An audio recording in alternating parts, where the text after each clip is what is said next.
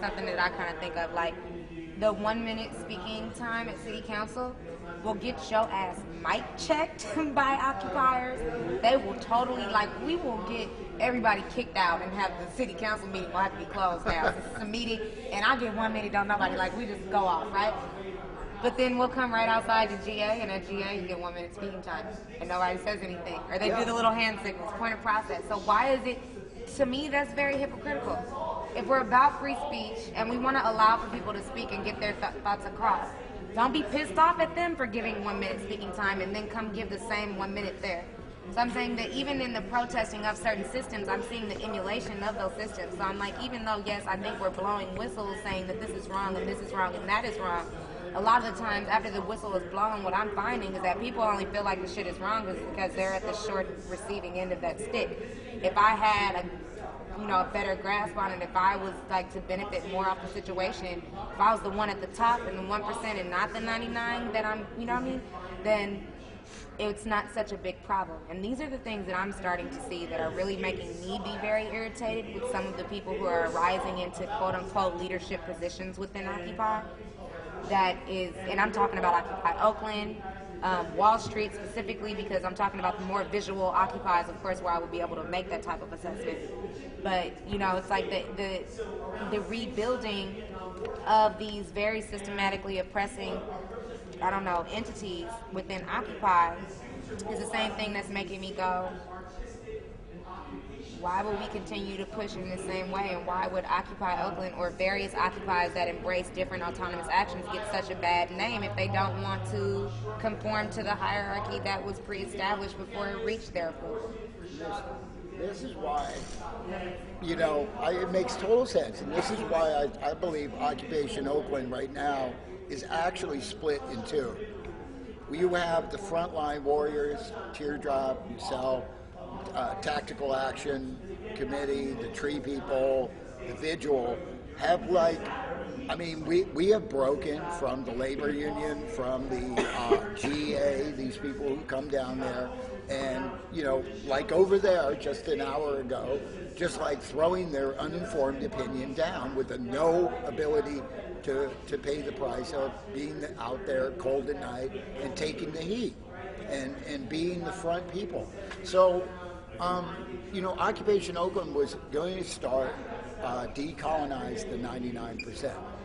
Beautiful, beautiful. Allowing an indigenous way to look at, forget the 1%, forget the money. The money is a tool to attack the environment. We can no longer have a monetary system. Fuck Wall Street. So now you reorganize your 99% to be your own people in a community that is downtown and addressing issues. You don't all have to agree on every issue, but all cultures must be spread and shared and put out there. So it's not about a monolithic idea. It's about a celebration of all cultures, all ways of life, and even individual ways of being down there. When we were down there, nobody was assigned a job. People just gravitated toward it. That's the indigenous way. You gravitate toward the library. You want to organize the library, go to the library. If you want to organize the clothes, go over to the clothes thing. You want to cook food, that's very indigenous. And so when we talk about leadership, even leadership, the word leadership, I hate this about the Occupy movement. We're leaderless. Now, the word leader has been misconformed in this present day. It's like a dictator. It's like an asshole. See, true leaderships are like elders. They help you flourish in the way that you need to flourish. Bring you up. Bring everybody up. That's leadership. So it is there. It is there. Most definitely. You definitely see. I kind of watch myself when I'm filming certain people because I'm like, oh, they're one of the leaders, and when I'm like, oh man, excuse me, motivational leaders within Occupy. We don't have any central leadership, but I think it's very obvious to see when people stand up who's being paid attention to, who's when they're speaking, who's actually saying something. A lot of people talk. Yeah, I think we're all. Nobody can be a target. So we have to all claim that we are leaders. That's another way of looking at it. That's a good one. Yeah. And you have your own. You have your own song with the creator. This is the indigenous way. Everybody has a song with the creator. So it's not about me dictating what Teardrop. I'm trying to help Teardrop find what he wants to be, who he is, or this man, who he is, or whatever your pathway is. That's what an elder does. It's a guide. It's a guide to help you understand your pathway. That's it. He wanted to say something first, and then. Go ahead. I was just going to say that, I frequently heard people say that, this is a movement of leaders, not a leaderless movement. And the thing is anytime anyone does anything, I've heard of people being accused of being leaders because they're taking the garbage out too much. He's just making a show of doing all the work, and it's like, well, what are you doing over here? Like, what are you theorizing about over here? Right, what are you theorizing about? In order to get things done, autonomous action has to be really embraced. And that doesn't necessarily mean I'm just doing this by myself, but it's when you see a task that needs to be done, you do it, show initiative. Do it, show initiative, exactly. And I think confusing that with like somehow imposing a hierarchy upon people. Some people are better at public speaking than others. Right. So they should do it more. That doesn't mean that other people shouldn't work and develop those skills too. Right. But if you have a gift, you should be using it. Exactly. Not ashamed that you have it. Exactly. Good point. Also in the next world, and we're going to get into that talk, and we're going to do this here, is the next world is going to be a world without money and a world without basically government. It's about grassroots tribalism. And so when people talk about leadership and the pitfalls of leadership, power, money, greed, and all this, it's not going to be here in the next world. The next world is about fixing all the stuff that we messed up in this world through that nonsense. So, when people say, oh, you're gravitating toward leadership, in the Native community, when you get the next role, the harder role, which you usually have to stay up 14 hours out of the day, that's your compliment. You're entrusted, but it's work, and you don't get paid for it in the regular way, but you're entrusted by the community. So, I don't know, I'm sure everybody remembers a couple of weeks, or shortly after J28 happened, Mayor Kwan had put a call out to the national leaders of the Occupy movement. Who the hell did she call? I was wondering. Okay, missed that call. Letter. She called us in New York. Yeah. So, I had actually written an open letter to Mayor Kwan, which is going to be being published in the Big Guardian. I know I'm going to write one too. I'm a leader. You know me. And I'd like to know if it would be okay with you guys for me to present that to this body. Yep. You want to read it to us now? Yeah. Go for it. Okay, so I said, first of all, Jean Kwan, you really need to check your facts. There's not been a single use of tear gas in the city of San Francisco in over 17 years. I say this because in the article she had mentioned that it was okay for her to use tear gas because Mayor Ed Lee authorized use of tear gas on us at Occupy San Francisco, which has never happened. Right, that happened. You would know this if you actually bothered to check your facts instead of having your lackeys do it for you. I am one of the people who was arrested multiple times when SFPD raids happened both at the 101 Market and Justin Herman Plaza encampments. I know for a fact that SFPD to this day has not used tear gas, flashbang grenades, rubber bullets, or beanbags on any demonstrator or protester in the city. Even though I am not a fan of Ed Lee or the people who placed him in power, Rose Pack, I will say that his handling of Occupy SF was much less violent and in violations of civil, human, and First Amendment rights than you have been with Occupy Oakland. As for calling on the national leaders of the Occupy movement, there are no leaders. We are each and every one of us a leader of the Occupy movement. You just gave an open invitation to have over 10,000 more occupiers to come to Oakland. You say that Occupy Oakland uses your city as a playground. First of all, you need to remember something. The residents of Oakland gave you your position. Oakland belongs to the residents of Oakland, not to just any one person. You call yourself an activist, yet you fail to realize that that is one of the main things that Occupy Oakland is trying to highlight. You really should have taken the opportunity to see for yourself how much good the Occupy movement was doing for your city. By your own police department's admission, crime was down 19% while the Occupy Oakland encampment was intact. Unfortunately, that ship has sailed. Any chance of any reconciliation between your administration and Occupy Oakland is now gone. We demand that you stop this needless show of brute force and violence that Oakland Police Department has been showing. And we demand that you step down as mayor of Oakland. Give the job to someone who is responsible enough to actually run Oakland the way Oakland should be run. You should put in parentheses, not Della Fuente. As I said, for the people, by the people. Oh, okay. One point I'd like to add to his letter during this whole occupation of Oakland, Oakland has turned into like the 5th best destiny in the United States.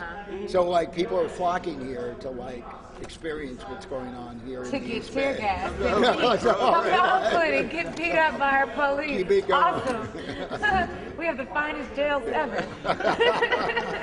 Our tear gas tastes like grade A cayenne peppers. You know about that. Oh, Egypt knows. Egypt knows. Yes. Egypt knows, and coincidentally, I don't know. Forgive me if I can't remember the date exactly. But was it January or December? We had a solidarity with Egypt march, as we do so often as Occupy Oakland. And at this particular one, we met at Frank Ogawa Plaza. And at about 2 in the afternoon, excuse me, Oscar Grant Plaza. For those of you who Major failed.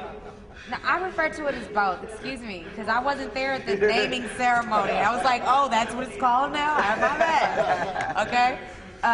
But we were there, and this is something that I think people, and I've been really trying to find the video so I could do this thing. Okay.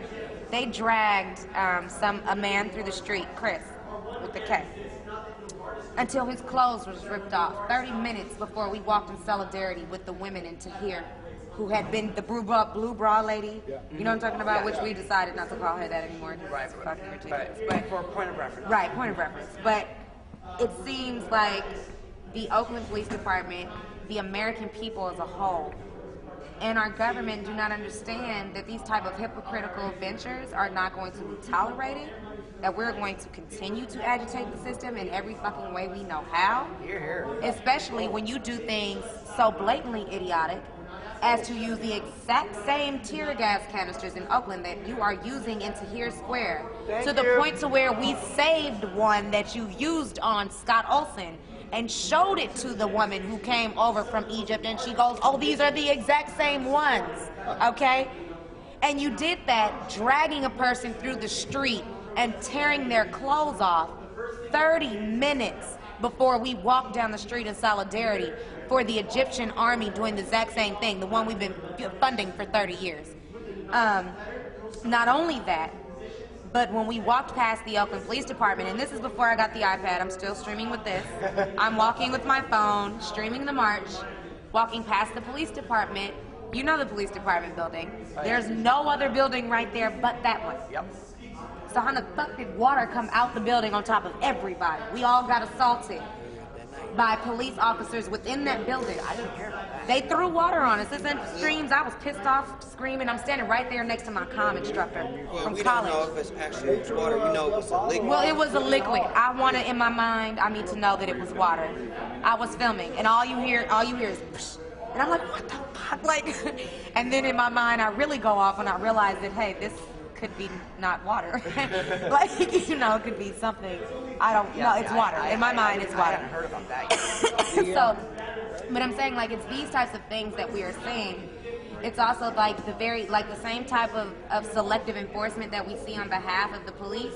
We see that selective acceptance, that selective understanding, the willful ignorance of a lot of people who are very well adjusted to the injustices within our society, bringing this full circle back to Occupy Oakland being a whistleblower on these things that are happening and are well accepted. It's like, oh, you know, never mind the fact that we're in Oakland, which is a city within America, and in California, typically like the most liberal, progressively, like traditionally green, weed smoking, we accept everything.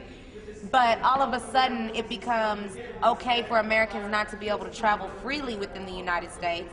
It becomes acceptable for people not to be secure within their person and their property. I can't even carry a fucking umbrella without thinking I'm going to go to jail in downtown Oakland. I can't even say anything without getting beaten. That the Oakland Police Department can be in violation of their own policies on how to control crowds. And that somehow, with all of that happening, people who are protesting the system are still wrong. You see what I'm saying? Like, we're the ones who wrong. We are terrorists. We're not the most patriotic fucking people in America fighting for the very rights that are supposed to make the flag so sacred, right? We're not the most patriotic saying that, matter of fact, you don't even need to be American to enjoy the right to say what the fuck you want. You know what I mean? Like, we're not patriotic. We're terrorists. Sorry. Go ahead. Was this a reference to the flag that was taken out of the City Hall? We burn flags all the time. I mean, I personally burn We burn them all the time. I burn them all the time. The flag that I saw that was taken out of the City Hall was the U.S. flag, and it's described under Title 4, United States Code 1, which says it's the flag of the United States. The United States is Washington, D.C., not the whole Union. Yeah. The United States is only D.C., so that flag belongs in Washington, D.C. It doesn't even belong on this continent. The flag for your country, which is California, I assume, is the bear flag. That's your national emblem. Yeah, I agree. No, it's not. That's the state flag. That's the That state has a flag. tree on it. That's the Oakland flag. Yeah. Okay, now, on top of that, the one that I saw them on video trying to burn, it had the federal fringe on it. Yeah, that's maritime law from England. Exactly. It's a Maritime, martial flag. yeah. Belongs to the President of the United States. That flag is described in Army Regulations 840-10, which describes the federal fringe as a martial flag, and under that jurisdiction is U.S. military law or maritime admiralty law under that jurisdiction. That flag with the federal fringe is giving you notice as to what law is being administered in that jurisdiction. Anybody seeing where the president of that flag is on notice. It's called the law of the flag. Came from ancient days when you boarded a frigate and signed a contract on the frigate with the captain or any other representative on that ship. It's the flag on the fantail that tells you what the laws of that contract will be administered under. So therefore, the question should be, what the hell is a martial flag Doing in City Hall. doing in a city Yeah. hall? Oh, No, in a seriously. city, Really? in a city establishment. These subtleties are not so subtle. What you I have to think do so. is attack these guys back. Yeah. I think there's something that everyone needs to get away from is saying like, oh, I'm granted this right by the Bill of Rights. You're granted that right because you're a human being. on this Exactly. planet. Even in that document, it says you're God-given inalienable rights. I mean, granted, I don't believe that they come from God, but I didn't get them from a government. I didn't get them from. Right. I mean, wherever you believe that comes from, but and it's sure not. I'm not getting permission from you. Right. Like, this is my inalienable right. This No, is no, no.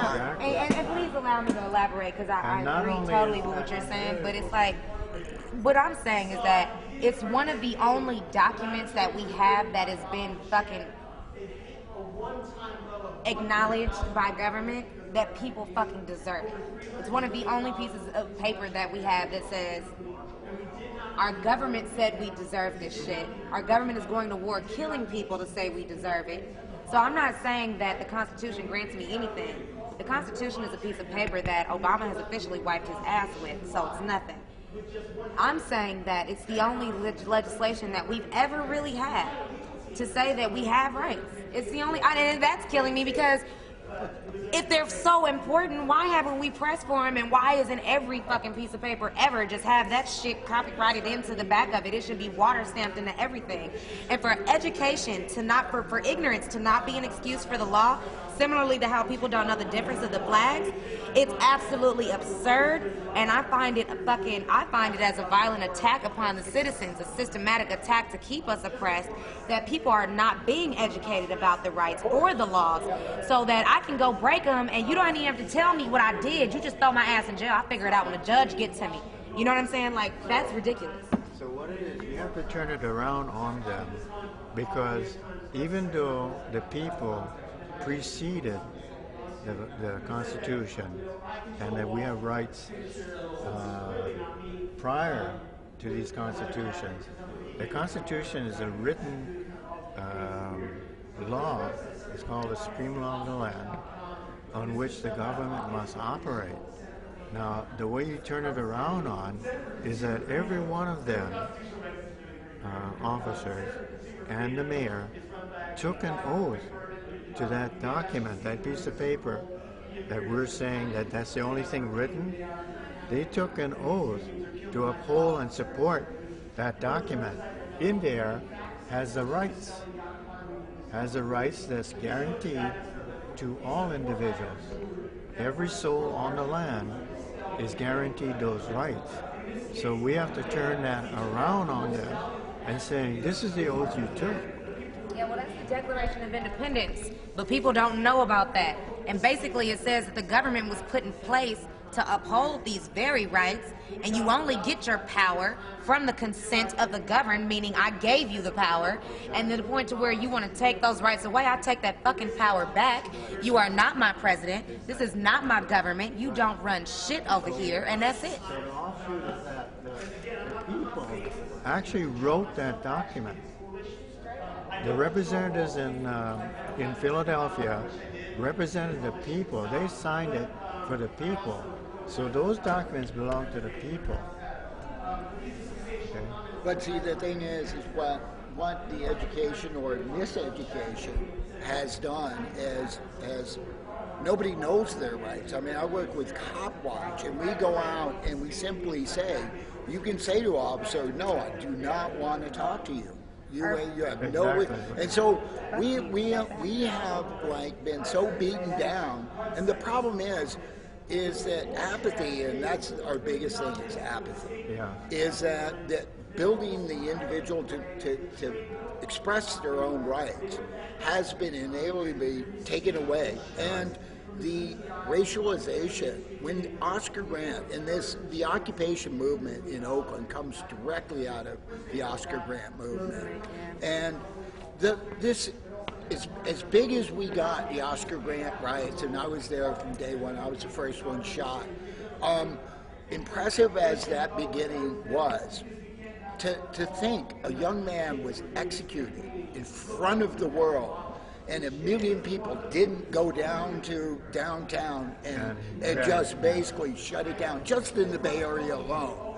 The consciousness and the reality of that saddens me unbelievably, because had we seen any other individual straight out, handcuffed, shot in the back, and just, you know, we fought 23 months, and we got down to as low as 7 people in front of the Supreme Court. It was us and the RCP, me and my friend Shane. And we're out there firing, trying to get the trial not changed. And that's sad. 7 people cared about that. There shouldn't have been even a, you know. Okay, now, Sun Tzu is this guy 2,000 years ago, and came up with this philosophy that the first thing you have to know, and that's what you hit on, is you have to know who you are. Yeah. You have to know who you are, because you cannot win a battle, even think of a battle, unless you know who you are. You have to know your rights, so that you know that you're on solid ground. Then the other point is, you have to know who the enemy is. So you have to study and research who the enemy is, who's actually the people that's perpetrating all these crimes on you. So those are the two things that you